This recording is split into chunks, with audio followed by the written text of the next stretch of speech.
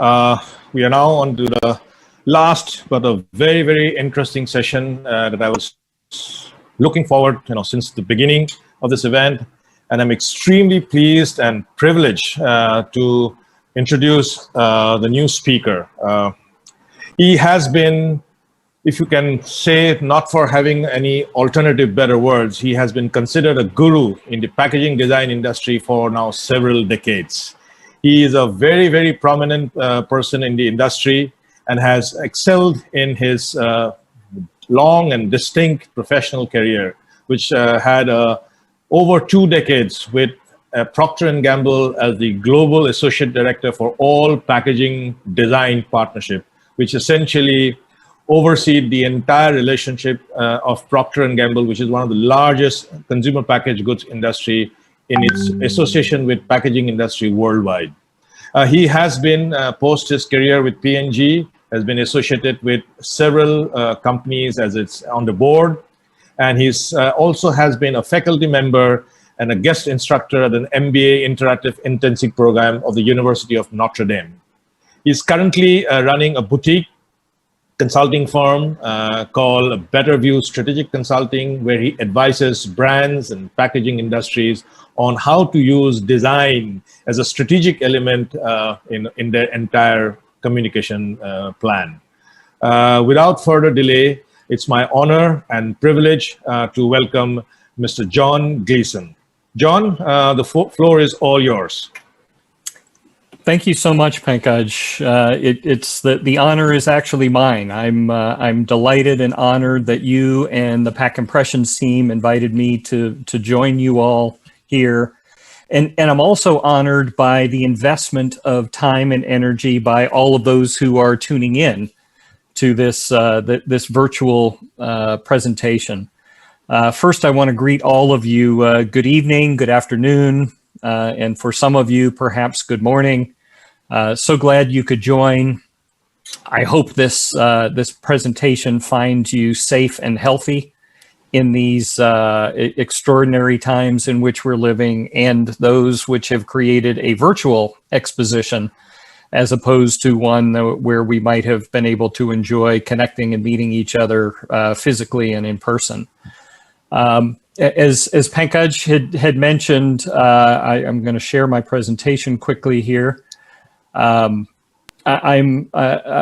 have a background in design and packaging, but also have a background in operations, supply chain, and procurement, as well as innovation at P&G.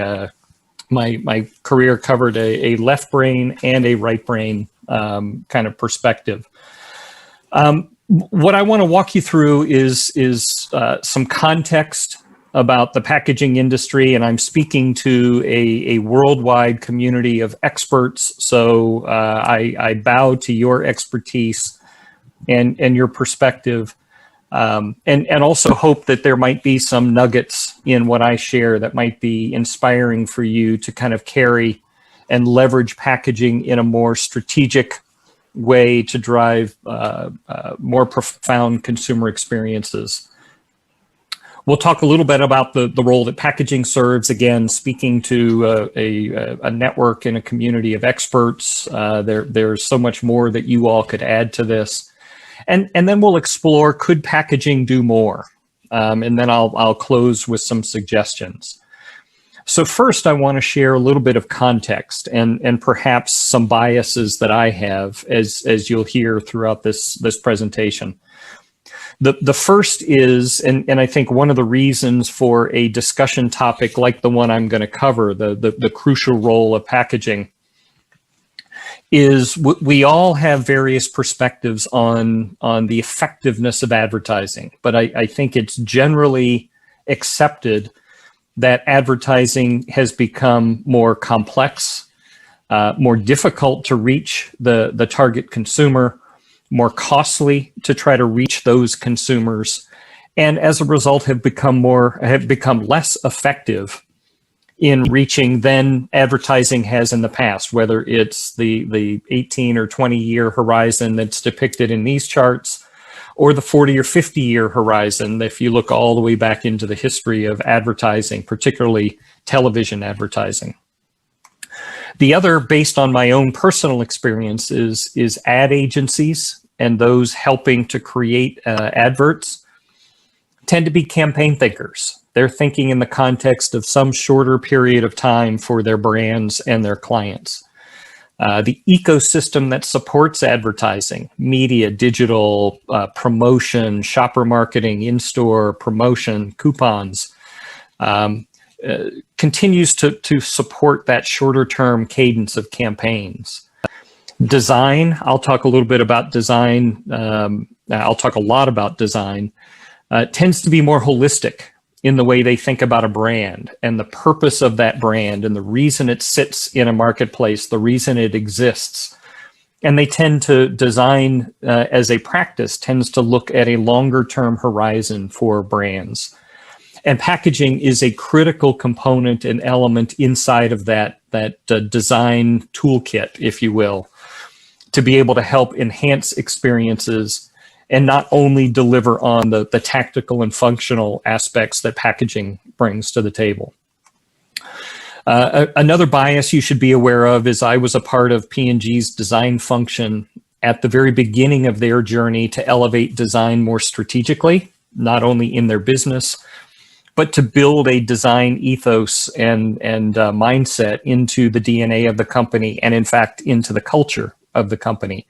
And that has informed and framed the way I see brands, the way I see opportunities for brands.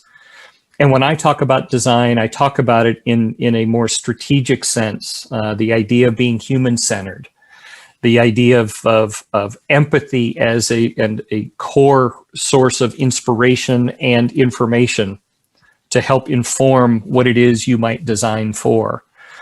The idea of being in relentless pursuit to serve others, to serve humans. Being problem-centered instead of solution-centered. So many companies want to jump. They believe that the right thing and the expedient thing to do is to jump into solutions, problem solving, instead of really trying to sort out what problem am I really trying to solve and for whom. And design is iterative over time, not necessarily seeking that perfection ahead of and prior to a launch. Design is curious and inquisitive and ultimately is inclusive. So those set some of the framework.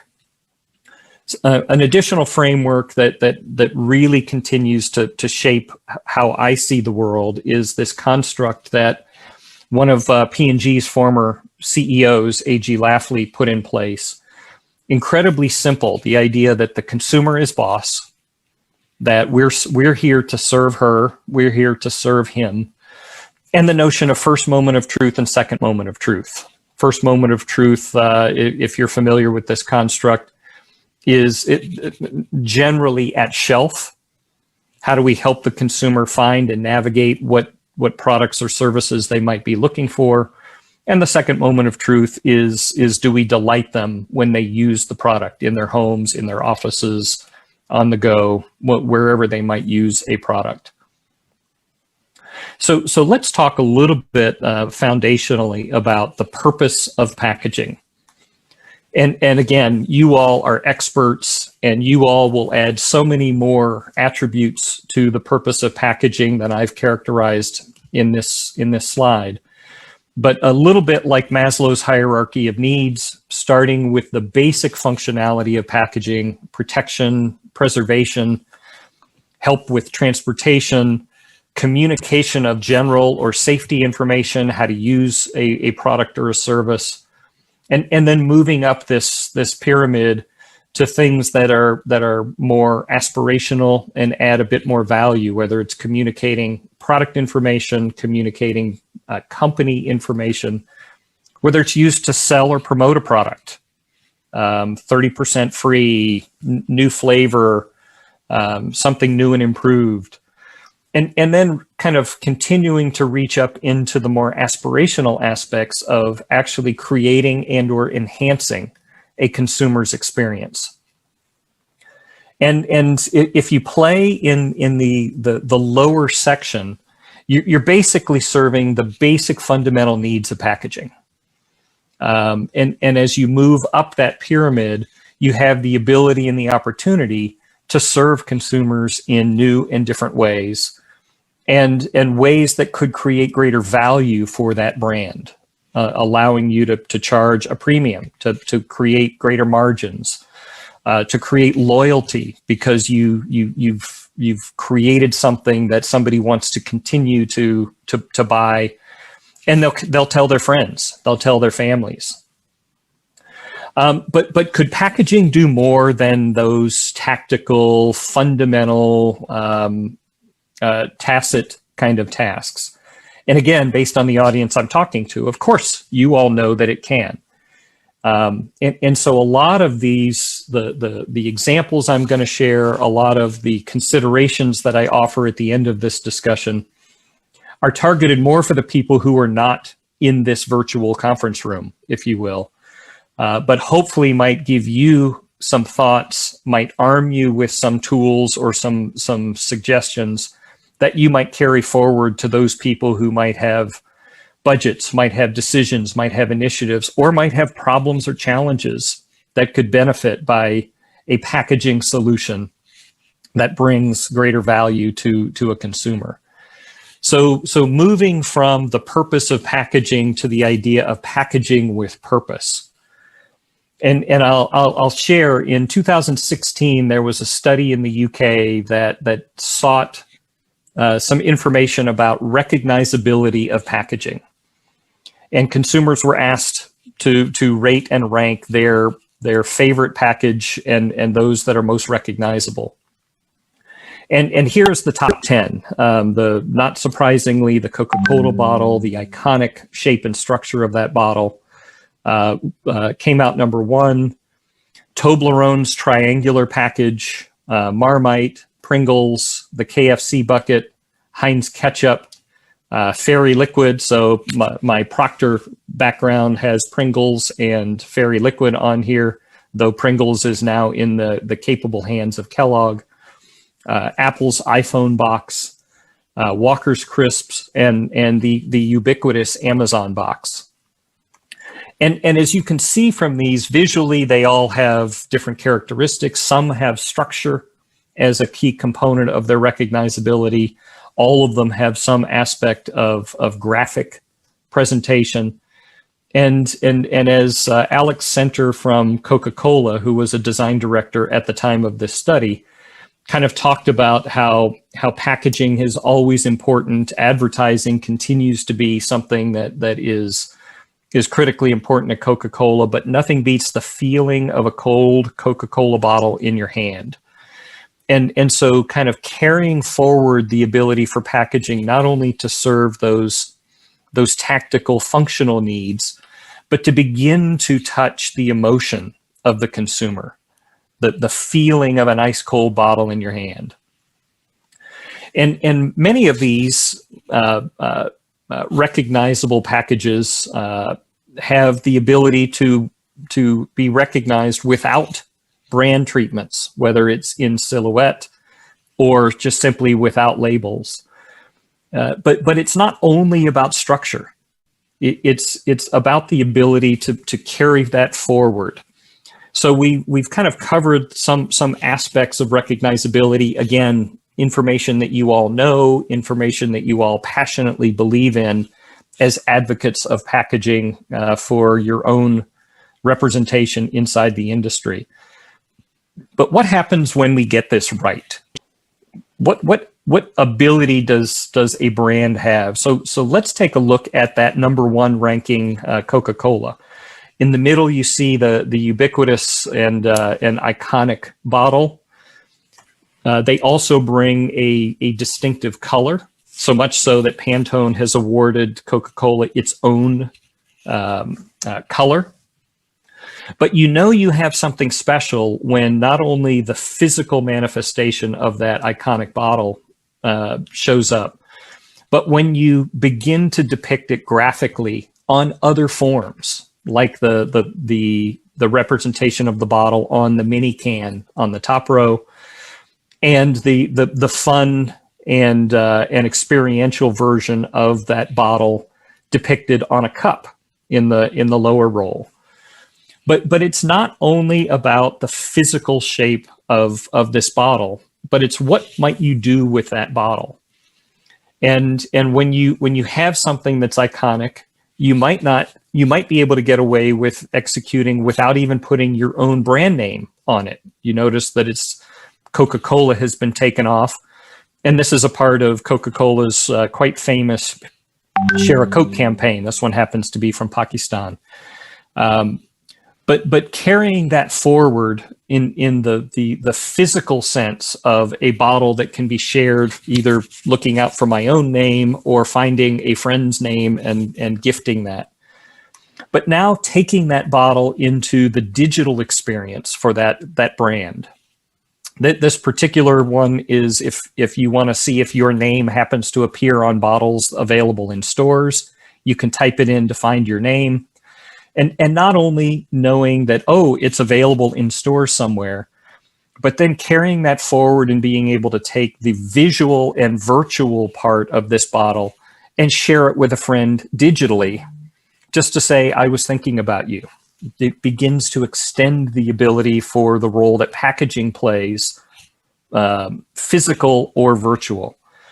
And not only when you've created the ecosystem that can do this physically and digitally, but you now have the ability also to customize and personalize. So if you want to share a Coke, in this case, with a special friend or a special group, you can have that made with the technology of digital printing to celebrate a special moment, a family reunion, a wedding, some aspect of sharing the ability. So kind of packaging being at the center of this becomes the ability to create an entire ecosystem.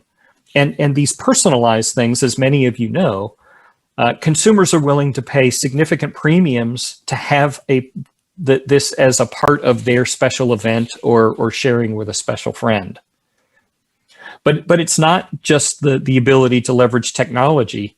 Brands are leveraging packaging to create distinctive moments, memorable moments, things that people, again, are willing to pay a premium for, whether it's Tiffany or Hermes, and creating that standard of luxury, in this case, through packaging, also extends the opportunity for brands to find collaborations. This one is Apple's Apple Watch with Hermes for an Hermes watch, accompanied by an incredibly powerful brand icon like the Hermes package, the Hermes box.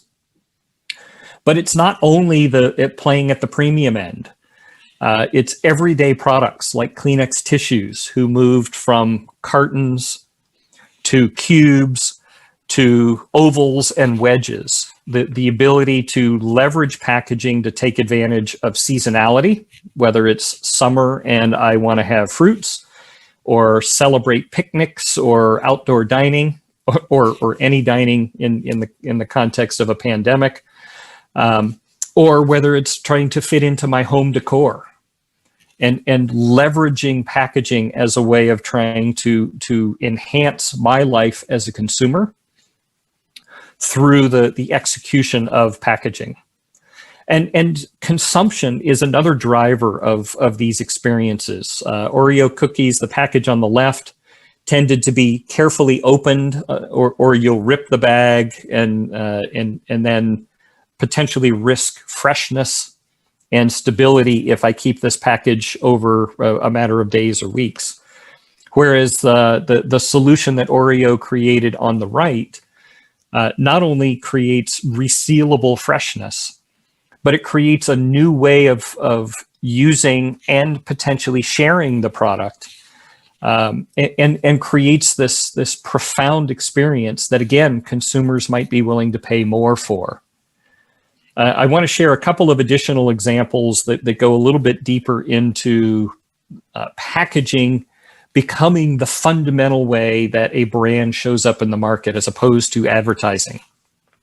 Method is a cleaning products company largely based in North America and in Europe.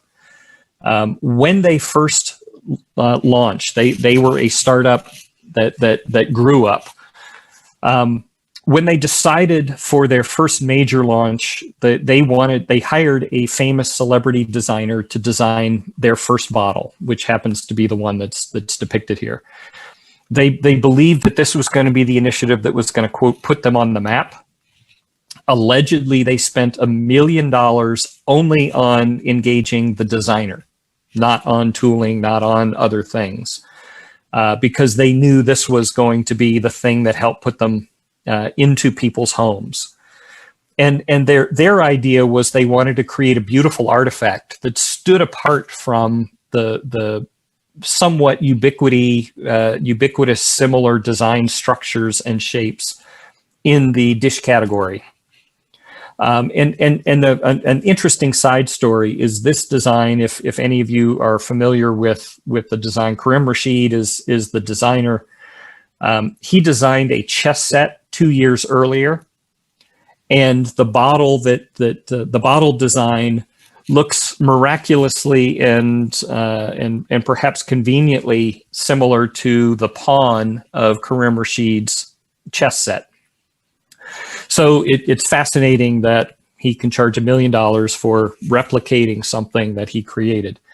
But basically what Method was trying to do was they were trying to create differentiation in the store, because part of their point of view was we cannot outspend our big competitors, Procter & Gamble being one of them, SC Johnson, Colgate-Palmolive, Clorox, and many others. In the variety of cleaning products that Method built. And they used structure first as a way of trying to get consumers' attention at that first moment of truth in the store, because it was so different. It caused the consumer to engage and say, what is this? And move in, pick it up. And then they began to use packaging as a way of communicating their broader ethos of trying to be better for me, better for the world. And that all came from part of this mentality of we can't outspend our big competitors. And so one of the co-founders, Eric Ryan, talked about cutting steel, the idea of making molds that then create packaging. It is not a supply chain cost, as many large companies think about it, or an operational cost. Instead, it's a media expense. They viewed creating these beautiful artifacts as a way of getting publicity for them, free publicity, and then using the advocacy and the affinity of their fans, their customers, their consumers, as a way of spreading the word. And from a business context, it was a fascinating reframe. And one of the things I would challenge you all to think about is, how do you reframe something that is traditionally thought of as a delivered cost, an operating cost, a supply chain cost, and reframe this into creating broader experiences. And as a result of Method's thinking, their business skyrocketed from the time they were founded in 2004 through the time that they acquired Ecover, essentially their European equivalent, and until 2017, when they were acquired by SC Johnson. And they're using, SCJ is using Method as a way of trying to change and reframe the way they themselves think about experiences, largely through packaging, but not exclusively. Another example I'll share is a P&G example.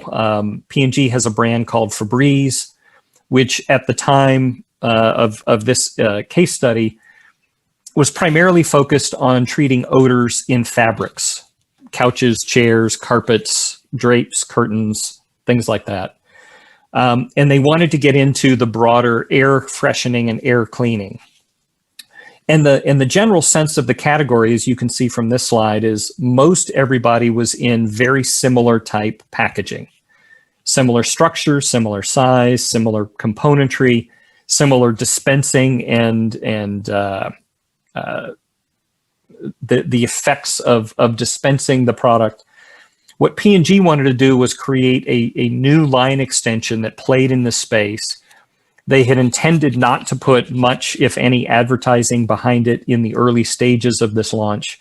So they knew that the first moment of truth, that store experience, had to carry the day to get people to look at it, be curious enough, and buy it. And then the other thing that they wanted to do was, in that first moment of truth experience, indicate what the second moment of truth might feel like. And so what P&G created was this dynamic, a slightly taller and more narrow canister, but a very different trigger actuator. Instead of pushing down like a spray paint or an air freshener, it was more an organic trigger with an ergonomic top.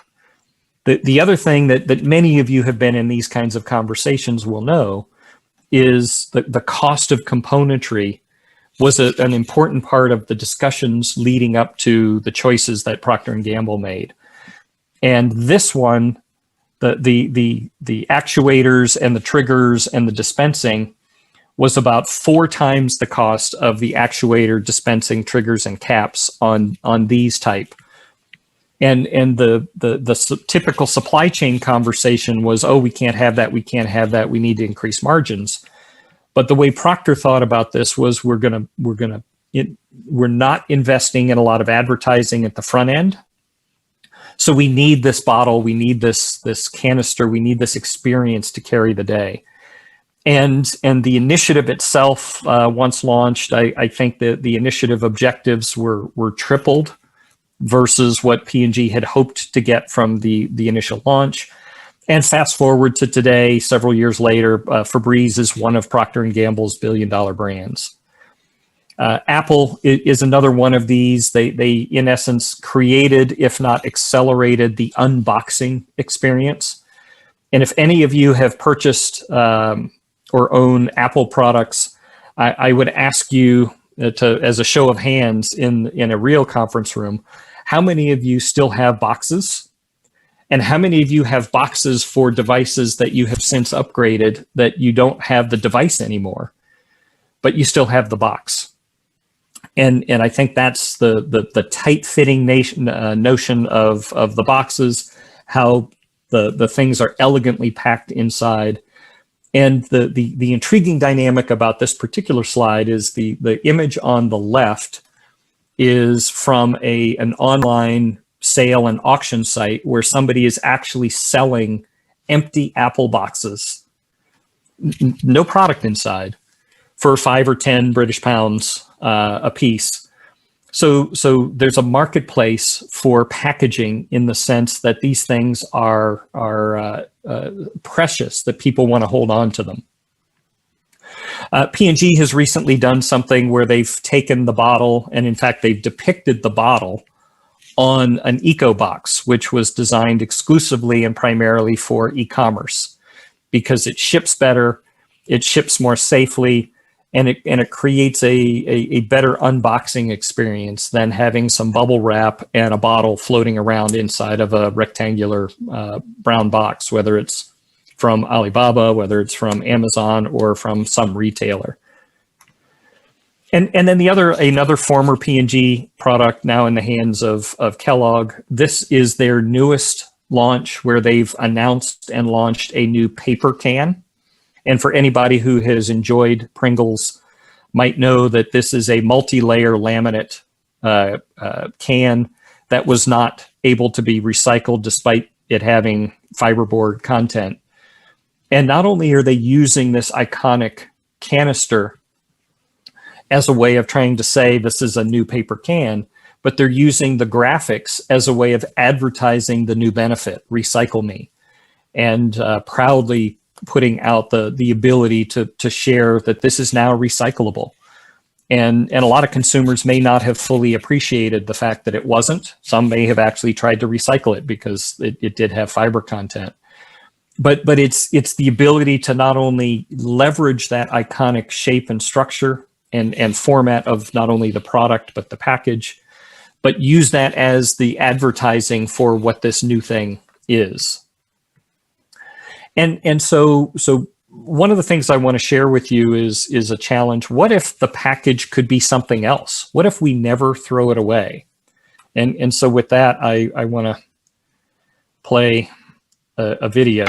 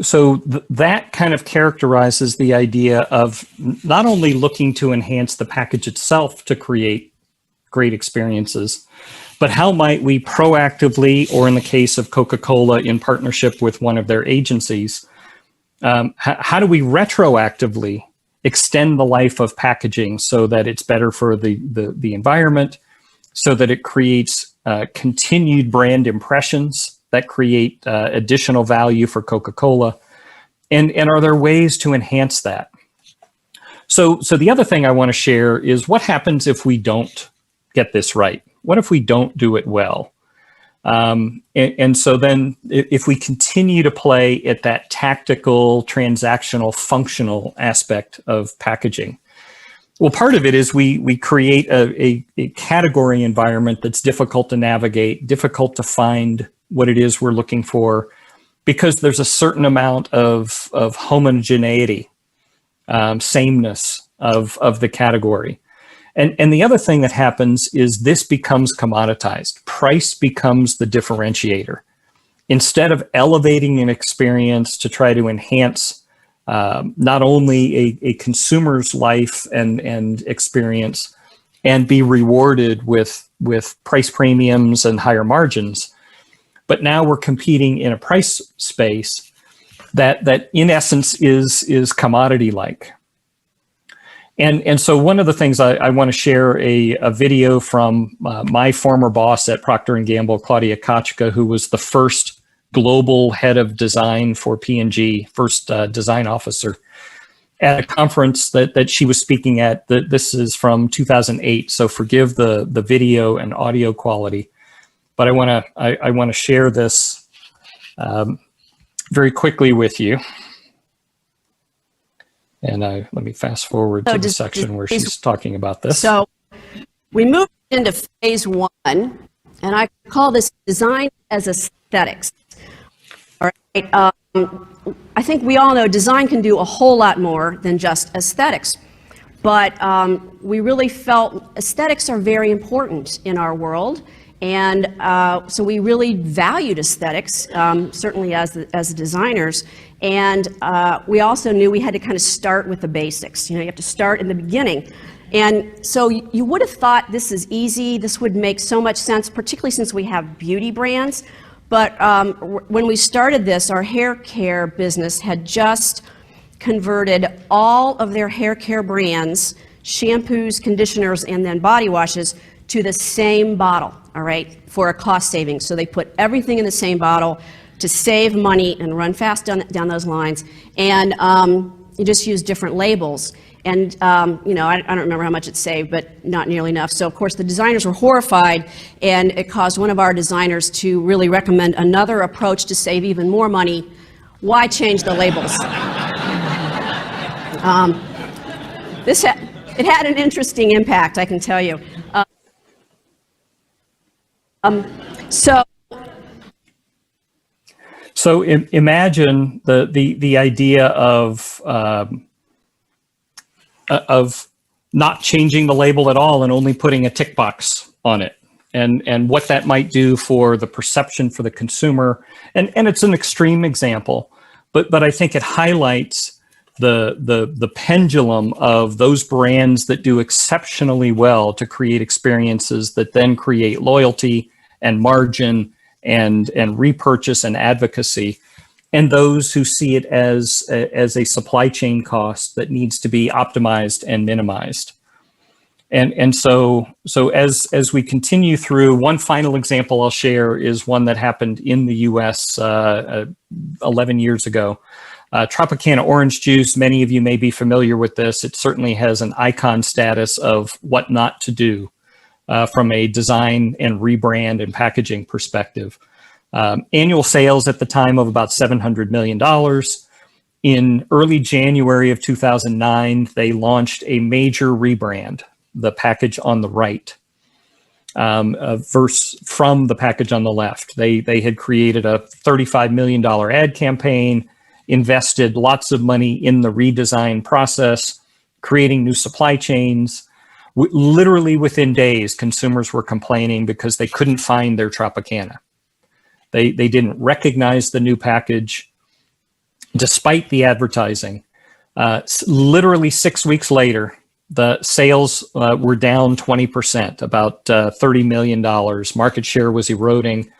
On that timing, now mind you, 6 weeks after the launch, PepsiCo announced that they were going to move back into the old or original packaging.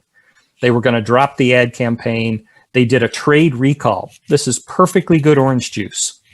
They pulled it off shelves and then quickly, in crisis mode, moved back to, imagine, buying packaging materials, putting supply chain and filling operations, shipping and logistics operations in place, such that by the end of March, 3 months after they launched this, they had invested a total of about $100 million in the ad campaign, lost sales, and crisis emergency replenishment, only to be back in the package that they were in just 3 months earlier, and had tarnished their reputation with consumers.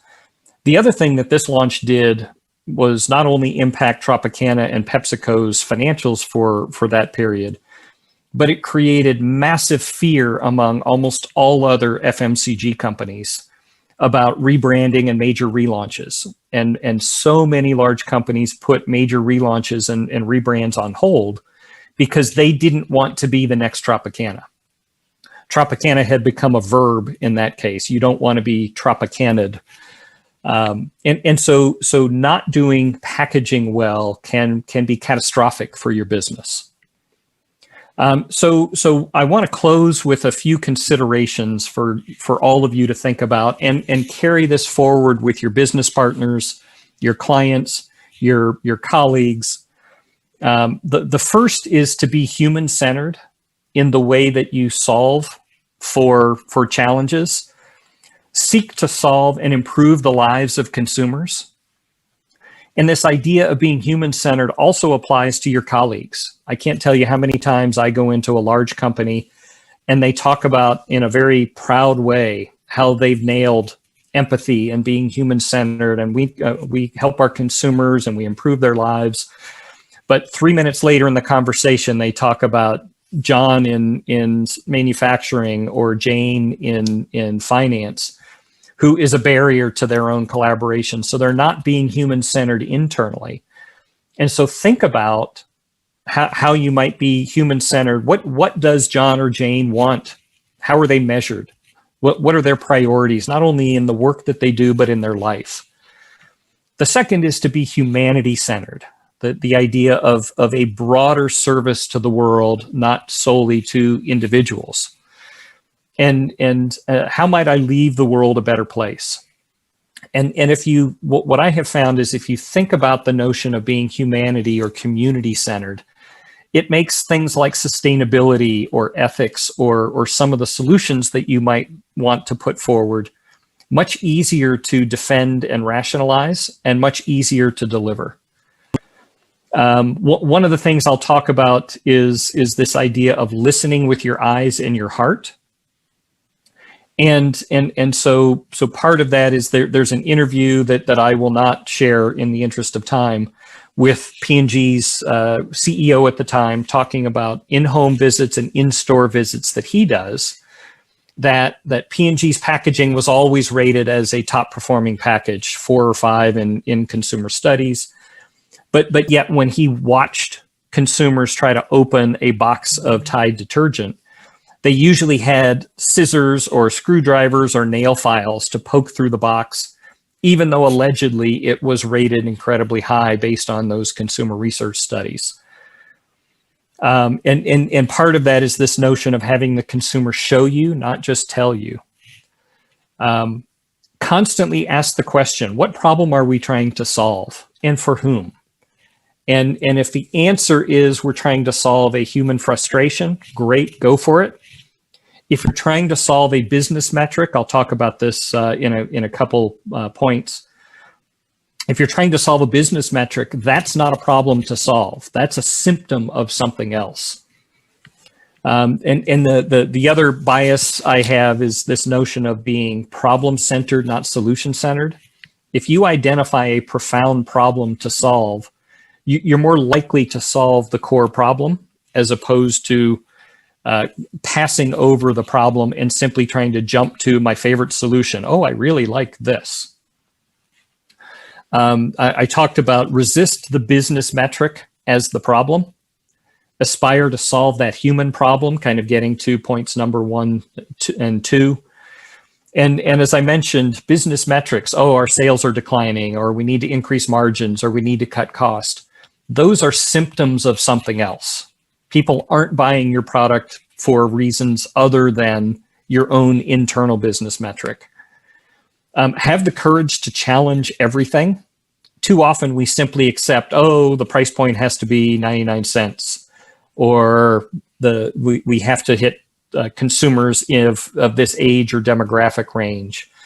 The objective of this initiative has to be, 10% uplift of sales.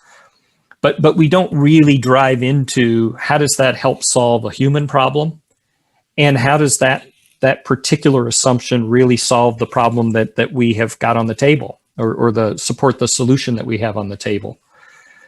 The challenge I have, I did it earlier in this discussion.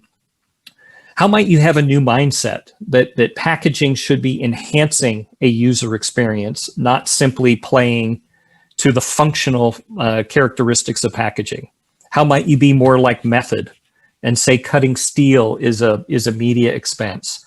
Or our packaging choices reinforce the very purpose of this brand and why it exists and our ability to improve lives? The other challenge and opportunity that I would offer to you is try to break it, if you will. Too often we get far enough into initiatives that we don't want to break something. We don't want it to fail. We preciously protect it, and we hope that a consumer or an operation or a competitor don't expose some vulnerability with whatever it is we've chosen. But instead, how do we challenge its very purpose and make sure that we're purposeful about that? And then the last one I'll offer is give them more.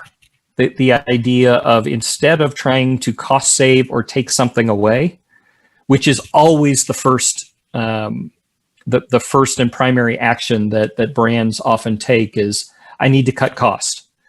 And so I'm taking something out of a package. Sometimes that can be quite valuable by removing something. But how do I, again, kind of linking it to number 8, that packaging should enhance consumer experiences, how do I give that consumer more and let packaging be a part of the delight that I get from this brand, instead of just simply a vessel to carry that brand in? And with that, I'll close with design with purpose, on purpose. And I thank you all. Dhanyavad. And I will come back to Pankaj, and if any of you have questions, and if we have time, I'm happy to answer them, but I'm I'm honored that you stuck out your day long enough to listen to some guy talk about packaging. Wow, it was amazing. Amazing and a lot of insights, really excited. There are several questions, John, so I do not know. We will take a few of them, right? What I'll try to do, John, is try to, club a couple of these questions together. Okay. And try to form it. So, let me make an attempt. So there are a couple of questions on packaging during COVID times, what has changed, and also how do you optimize packaging for e-commerce, which I believe both are the similar kind of a question. So let me try to frame it this way. Lot of brand packaging is not suited for e-commerce because these are smaller products, and then they get covered up with a secondary packaging, which makes it heavy, wasteful, and all those kind of stuff. While at the same time, maybe pre-COVID times, that product was perhaps going through e-commerce, maybe only 1% of the overall volume. Right now, it's 20-30%. So what has brand does, if you know, of way they have, I'm clubbing two together, is how COVID situation has enabled or has pushed brands to rethink their packaging design to meet the requirement of e-commerce. Well, I think that's a great and incredibly complex question. So thank you for challenging me, Pankaj. Yeah, it's okay. One of the things that I would offer to all of you is what I have seen is COVID certainly created a great deal of concern among brands and among consumers. And some of these things are still unfolding as we are only 6 months into this pandemic and the various responses. But one of the things that I have seen, particularly in FMCG, because a lot of those categories continue to flourish and thrive in COVID, and like you say, it has become an e-commerce product, not an in-store product in many countries and geographies. But I have seen that it has accelerated decision making. It has accelerated the mentality of experimentation because things are happening so fast, and brands are now far more open than I think they have ever been to explore possibilities of new things, or to explore something that perhaps for 2 or 3 years has been, nope, not a priority. We're not working on it. And literally within weeks, yes, we're going to go do this. And so for all of you out there who are innovating in packaging, who are delivering packaging solutions, think about how you might be able to serve your customers and your clients and their consumers with pilot opportunities. One of the things that I have used myself with my clients is use the term experiment or pilot, and it almost guarantees that they think, oh, it could fail because it's a pilot, but we're going to get some learning out of it, and it accelerates our ability to be able to do some things. So I think that this is a phenomenal time for anybody that is adding real value to clients, customers, packaging experiences, to use the fact of that we're locked down, that everybody is literally working from home to some degree, as a way of trying to use the shared experience and the empathy that we might have for each other to say, hey, I've thought about something and I think this might be able to help you. The other part of your question about e-commerce solutions, I often ask my corporate clients, big, large FMCG food beverage companies, typically, I ask the somewhat, it's a bit of a loaded question, as we say, does your packaging, do your products sold through e-commerce have to be in exactly the same package as those that are meant for a retail channel? And surprisingly, and perhaps sadly, the majority of the answers are yes, they do need to be the same. And they're thinking of it from the functional aspect of, we want to minimize number of SKUs in our portfolio. We don't want to make our supply chain more complex with alternatives. And they're also thinking about it from the context that e-commerce still only represents 5, 8, 10, maybe 20% of their revenue and sales. Instead of the pandemic alerting them that it could be 50%. And why couldn't it be more? From an opportunistic and an optimistic space. So the idea that for example, I shared P&G's new Eco Box for liquid laundry detergent. How do you create something that is more experiential? And the way that I would challenge all of you to think about that is this: listen with your eyes and your heart. Watch them interact. Watch a consumer interact. You could do this virtually on cameras and video conference. Watch them interact with an e-commerce website to try to find and navigate a product. Watch them unbox a product. And like you say, if a Tide bottle or a liquid detergent bottle is shipped, it's usually put inside of a plastic bag. So if it leaks, it doesn't ruin the box or other things. And it usually loosely bangs around in that box. Not a particularly inspiring experience, but P&G with their Eco Box for Tide, Hill's Pet Science business, which is a Colgate Palmolive product, created amazing unboxing experiences for dog food and cat food that is shipped via e-commerce. And a lot of brands get this. And the brands that I think get it best in today's world tend to be startups and DTC brands, because they're already thinking about the consumer. They're not thinking about an installed supply chain that I happen to have. Okay. And that's, so hopefully that is a long-winded way of getting to your questions. Great. I think I'll try and combining one last question. We're already running 20 minutes more. So this is basically taking a cue of that. I think one point which really struck me in the whole thing, there's a lot of things, and I will definitely rewind this whole thing again, was the Tropicana case study, right?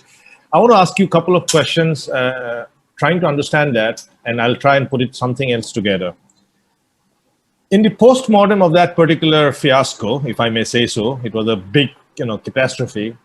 What was the root cause? Was it because they did not foresee, or they did not do prototyping, they did not do sampling? Why that whole fiasco took place of Tropicana?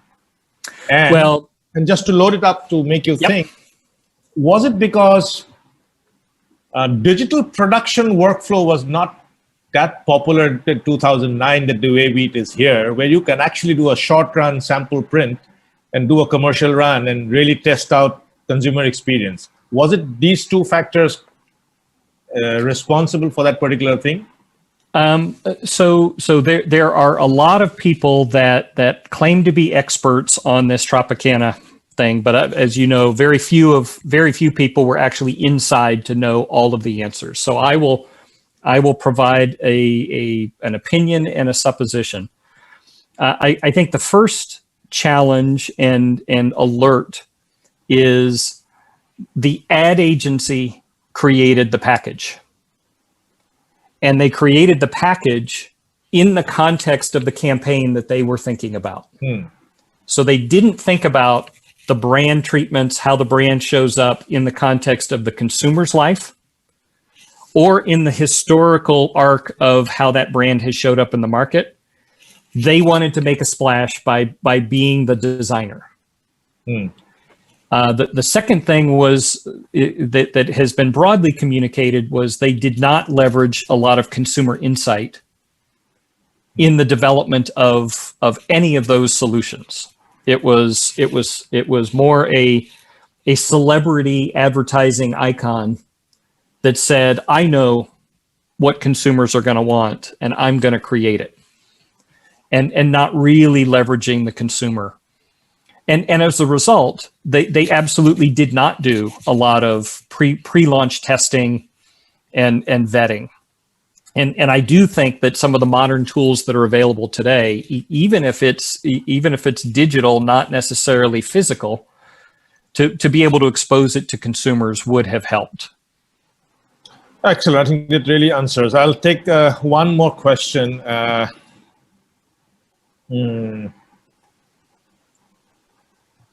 need to understand this question. So this question I'm just reading, and just like as it is, how can one use design in packaging to solve the problem of heterogeneous people? I do not know, understand what it is. Maybe is it mass packaging? How do you differentiate that? Or could it be, I do not know. How do you, the question looks interesting. How do you use design in packaging to solve the problem of heterogeneous people?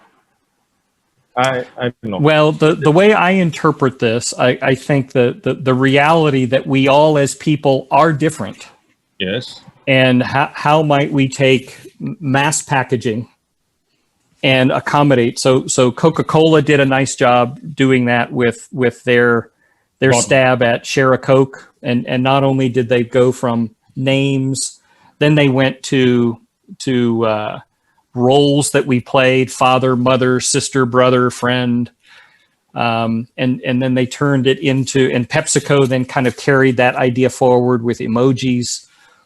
That's one way to potentially be able to do that. The other is something that large brands try to resist, is the idea of personalization. How do I make sure it is absolutely catered and customed to me? And brands tend to, the barrier they tend to think about is there's this mental idea of a price point. Oh, it can't be more than X. Consumers aren't going to pay more than that. And the cost side of delivering that highly customized, personalized experience. Not really thinking about that consumers are willing to pay significant premiums if the offering is right. You know, for me, the example I often use is M&Ms. Tiny little candies.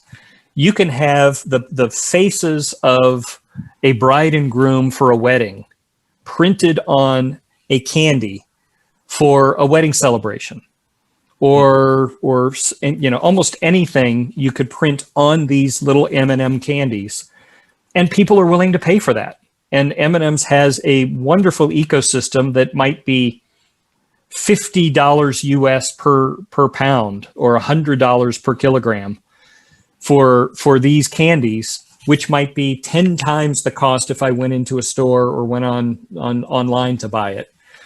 So if you've got something that is desirable, that helps serve a need, Coca-Cola has got a personalized option that you can pay 3 times, and I'm making up that number, but 3 or 4 times the cost of a regular bottle of Coke to have something personalized on it, if the occasion is special enough. And so if that was the intention of the question, I think the other is just simply understanding human behavior. I think you can create some mass solutions if you're actually watching and observing what humans are doing in the moments leading up to and while they're consuming a product, whether it's laundry detergent or food products or beauty items. So that you can create a more mass version that more suitably meets the needs and frustrations and challenges and aspirations of a consumer. Wonderful. I wish I had some more time. Unfortunately, we can't. For the it was a wonderful session. I already getting feedbacks. It was a beautiful session. We all enjoyed it. And John, it was a real honor, pleasure. And thank you so much on behalf of everyone. And we really appreciate it and look forward. I can't say when will I see you, but yes, hopefully to catch up again. Thank you. Well, I'm, as I said, I'm honored that all of those who decided to sit around and listen invested their time and energy and interest to do so. Thank you all. And I'm looking forward to a number of sessions for Pack Impressions, in particular those that have a design spin tomorrow morning. But thank you all for investing your time and energy. And Pankaj, thank you. Thank you. Thank you. Have a good day ahead, and hope to catch up soon. I look forward to it. Thank you. Bye all. Thank you. Bye-bye. Bye.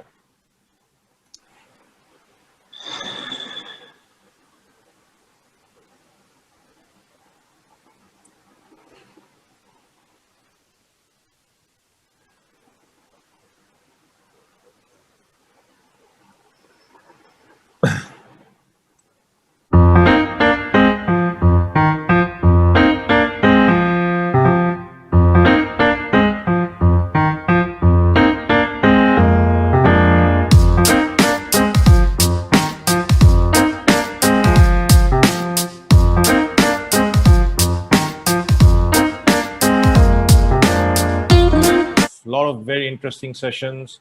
We started off with some panel discussions from Australia and ended right up into US, which truly reflects the global footprint that this particular virtual expo has been able to manage in the first day. We look forward to another exciting day of seminars and panel discussions tomorrow. Hope you enjoyed, and have a good evening, and hope to see you tomorrow. Thank you.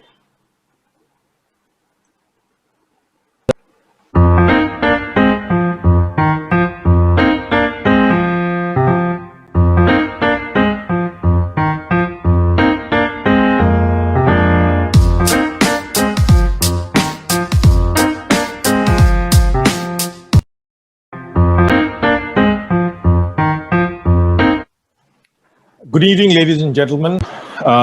We are now on to the last but a very, very interesting session that I was looking forward, since the beginning of this event. And I'm extremely pleased and privileged to introduce the new speaker. He has been, if you can say it, not for having any alternative better words, he has been considered a guru in the packaging design industry for now several decades. He is a very, very prominent person in the industry and has excelled in his long and distinct professional career, which had over 2 decades with Procter & Gamble as the Global Associate Director for all Packaging Design Partnership, which essentially oversees the entire relationship of Procter & Gamble, which is one of the largest consumer packaged goods industry in its association with packaging industry worldwide. He has been, post his career with P&G, has been associated with several companies as it's on the board.